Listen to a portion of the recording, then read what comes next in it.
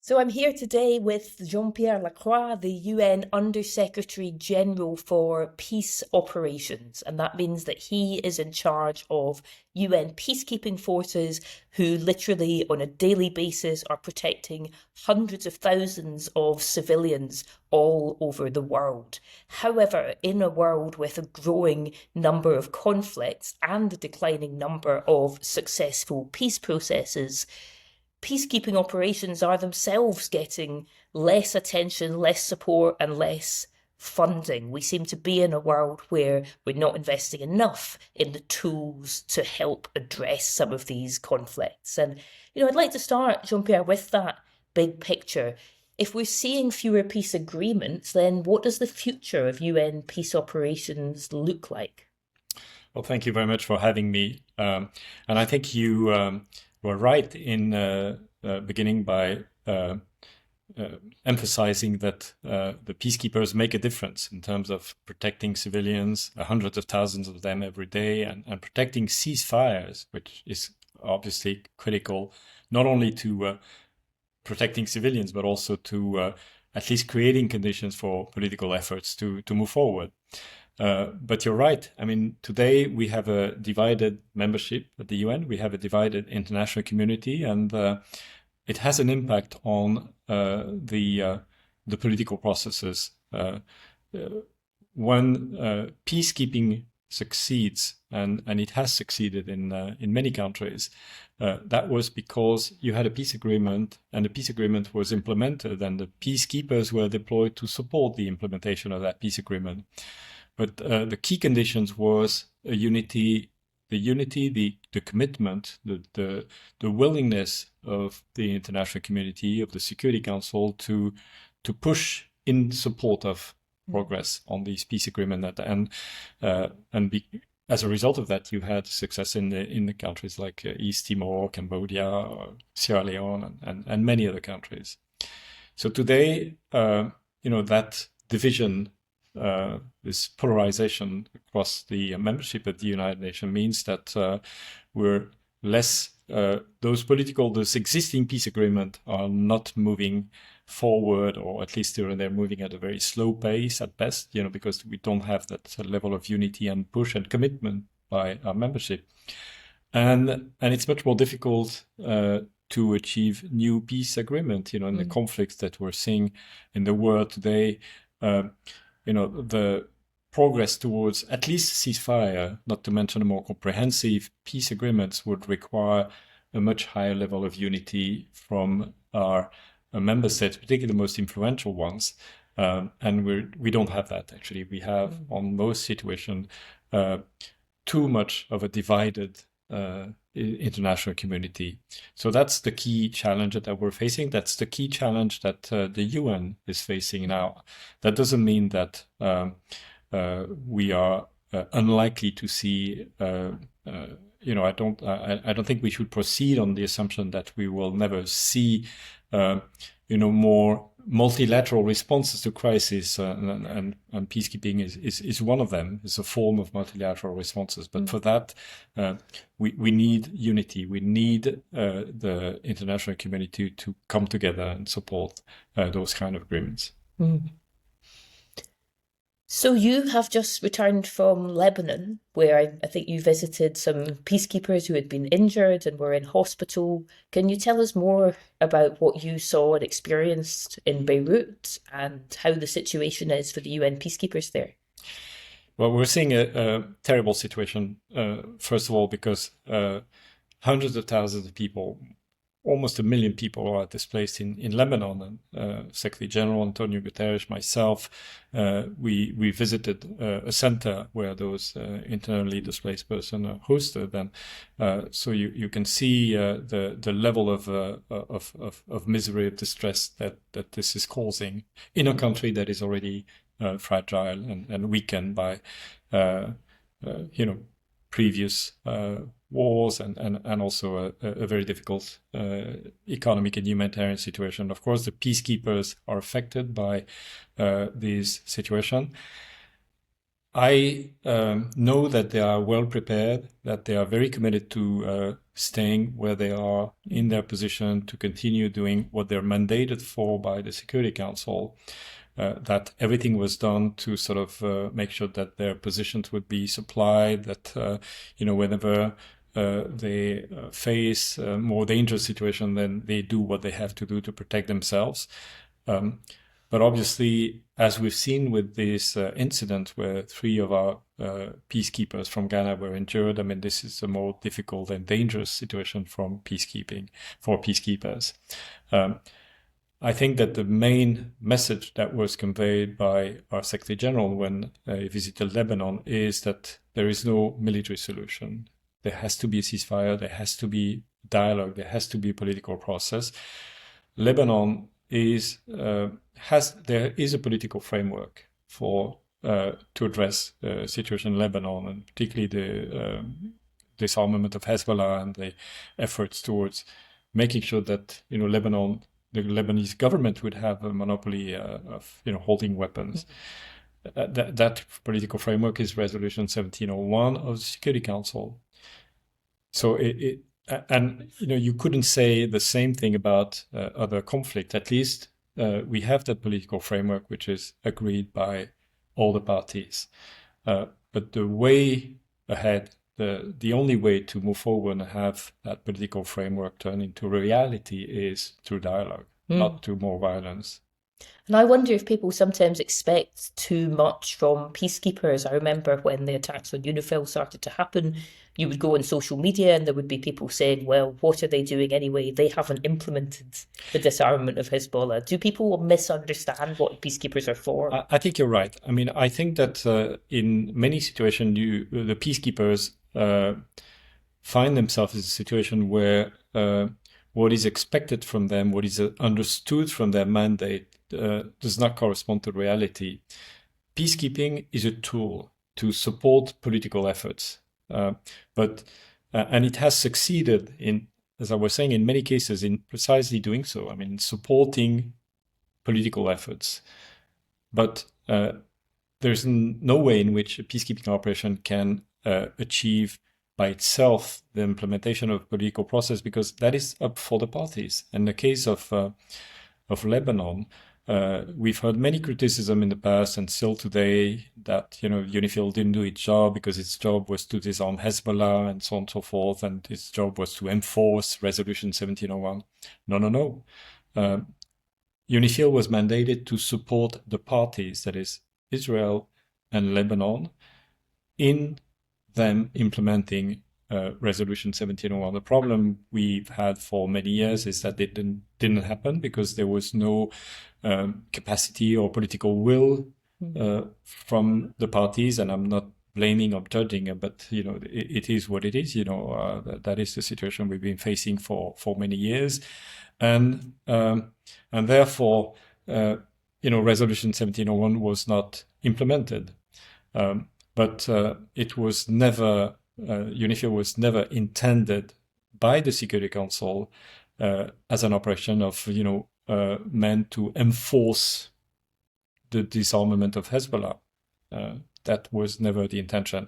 But we have other situations where we're seeing the same kind of misunderstanding or expectations that are not consistent with the mandates of our peacekeeping operation, particularly when, for example, in the case of Mali, we had that mission there in the context where terrorist groups were operating and of course inflicting harm to the population.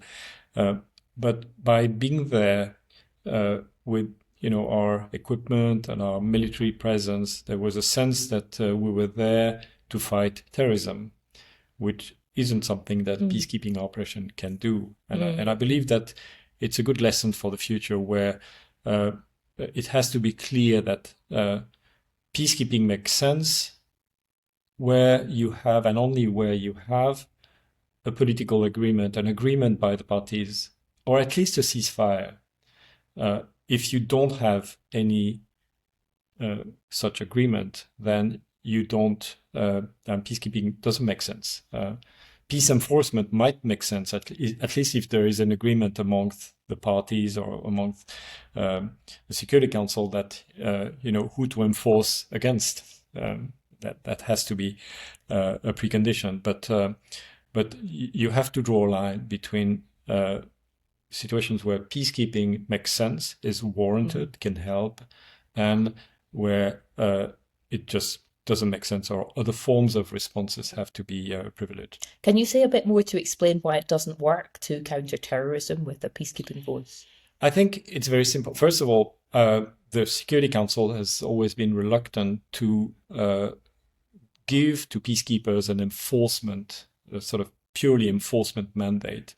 And I think it has to do with the concerns by many member states in the Security Council that this would really smell like interference, and this is all in the context of the war in Iraq and other situations where the perception was ultimately that the UN was used to sort of do regime change or interfere in internal affairs.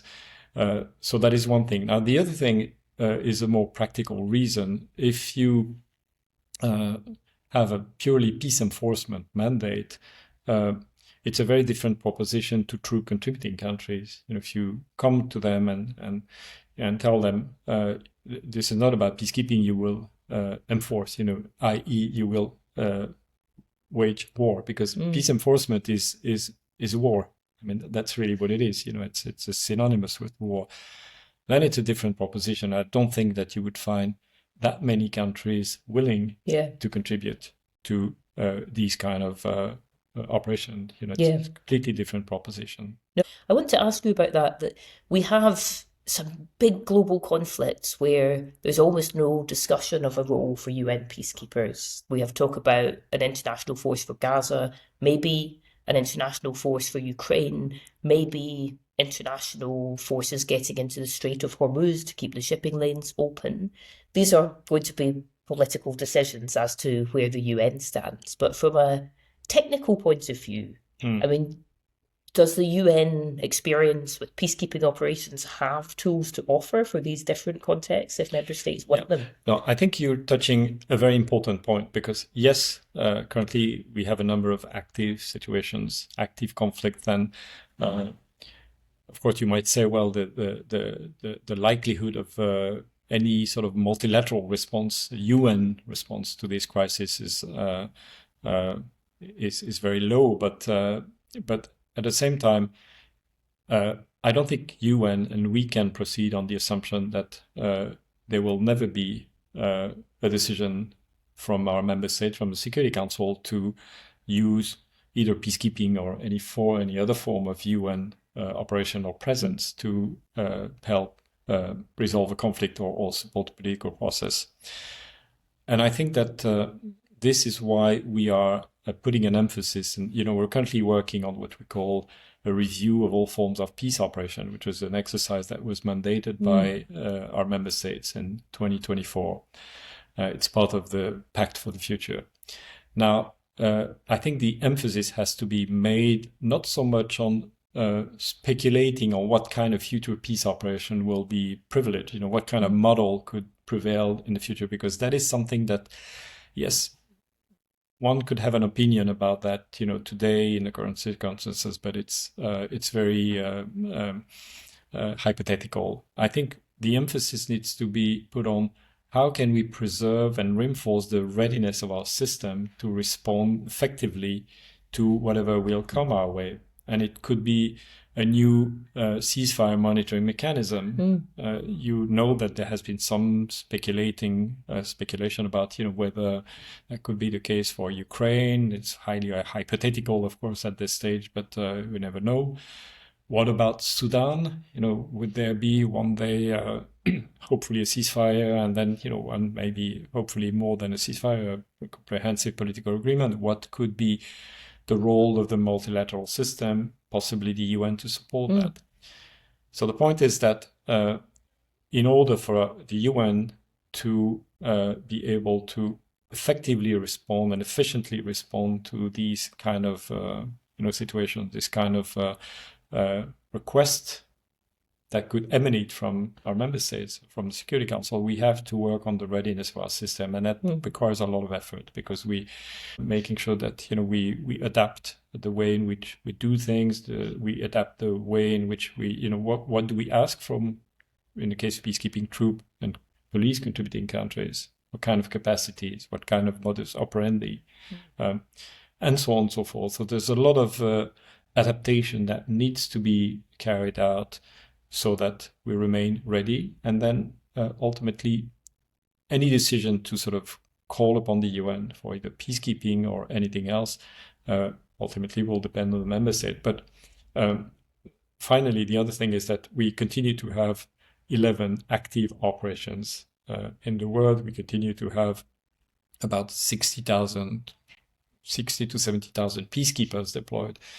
And these operations need not only to continue, but they also need to evolve themselves. So it's not only about being ready for any kind of new possible future operation, but also in terms of making sure that we continue to adapt the existing operations against the backdrop of less financial resources, because we've gone through the sort of financial constraints, which are obviously, adding to the challenges. So tell us a bit about the countries that are providing the forces. Which are the major countries? And then how are they being affected by the budget cuts and the growing risks? Well, the major troop contributing countries are essentially countries from the global south. We have India, Rwanda, Bangladesh, Pakistan, Indonesia. China is an important troop contributing country as well. We do have a number of countries from Europe as well, although most of their contributions are with UNIFIL, so I think that is likely to diminish in the future. But the problem, and of course, there's nothing we can do without those troop and police contributing countries. We are very closely working with them, not only in terms of managing, if I may say so, their contribution, but also in working together so that in order to improve peacekeeping, in order to improve the way we do things. It's all these efforts of adaptation is not only us doing that, but it's us working with our member states, particularly the troop contributing countries. Now, one of the key problem, which is really a problem of fairness resulting from these financial crunch, is that we have to delay reimbursement to troop contributing countries. And where that is very unfair is that many of these countries are countries from the south, and you have some of them who are who have very limited sort of financial resources. So in the end, and those countries end up being the ultimate financer of peacekeeping, which is really unfair. We cannot continue with that situation where basically peacekeeping ends up being financed by troop contributing countries. Some of them are themselves very limited in their financial and economic resources. That cannot continue forever. Do you think people are forgetting about the success stories of peacekeeping in the past, and that's why they're less generous today? Well, I think that they need to be reminded that not only about success of the past, but also the successes of the present. Again, in spite of all these challenges, the difficulty, the financial, the political, and everything, the operational challenges, our peacekeepers continue today to make a tremendous difference. Ceasefires are protected because of them. And protecting a ceasefire is very concrete. It means that every single day you have two conflicting parties facing each other, and you have lots of incidents that could easily escalate if the peacekeepers don't do de-escalation, don't do prevention. Hundreds of thousands of civilians are protected every single day. You're talking about South Sudan or Central African Republic or DR Congo, and of course even there are different ways of protecting civilians. We work a lot with humanitarian colleagues to secure the provision of humanitarian assistance.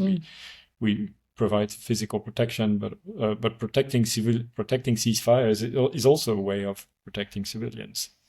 And I can tell you that when I go to IDP camps or internally displaced person camps, when, for example, in the DRC, we have many of those camps where tens of thousands of civilians are. In most of the camps in Eastern DRC have between 10, 20, sometimes 50, 60, 70, 80,000 displaced person, and they're sometimes protected only by peacekeepers, exclusively by peacekeepers.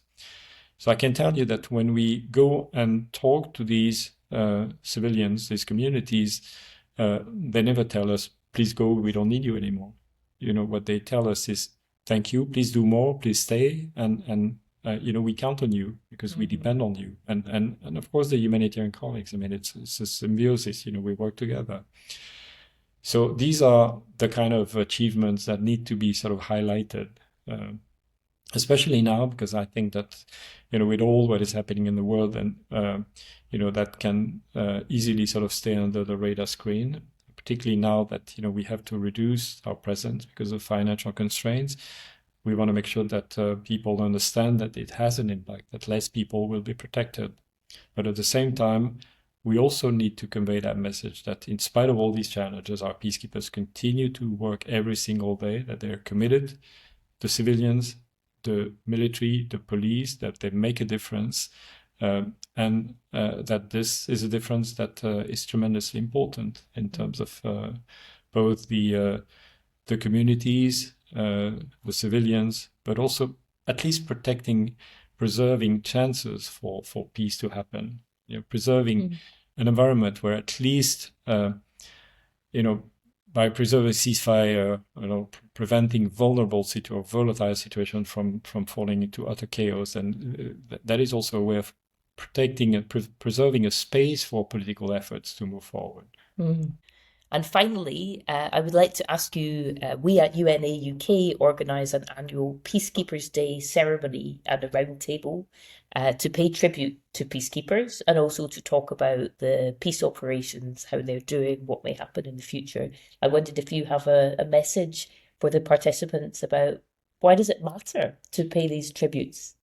It does matter tremendously. First of all, because we need to have we need to have the civil society. We need to have this understanding, involvement, commitment, and support to what we do. We don't only, of course, member states, governments are critically important, but behind governments and member states, you have civil society. You have, this support, expression of support, interest, commitment, which is so critically important to us. Even more important to our peacekeepers, because they're the one on the ground, they're the one working day in, day out in Lebanon or DR Congo.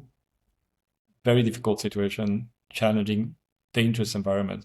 So the message of support is absolutely vital to them, and they see those messages. And that is, tremendous encouragement for them to continue doing their important work. Jean-Pierre Lacroix, thank you very much for being here with me today. Thank you for having me. Wonderful. Thank you so much.